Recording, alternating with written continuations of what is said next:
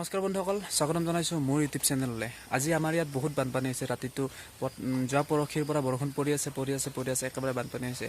চাব নেকি বানপানী? আপোনালোকৰ ফালে কেনেকুৱা জনাব। আমাৰ ফালে চোৱা, আমাৰ ঘৰৰ পিছফালে যে এনেকুৱা।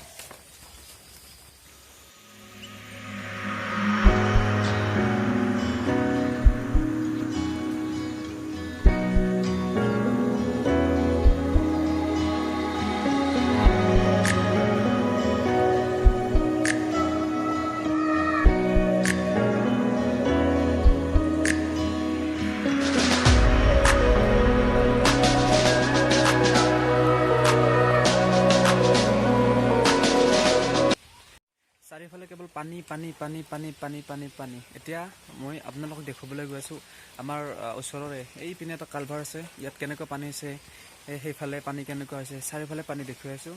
আহক।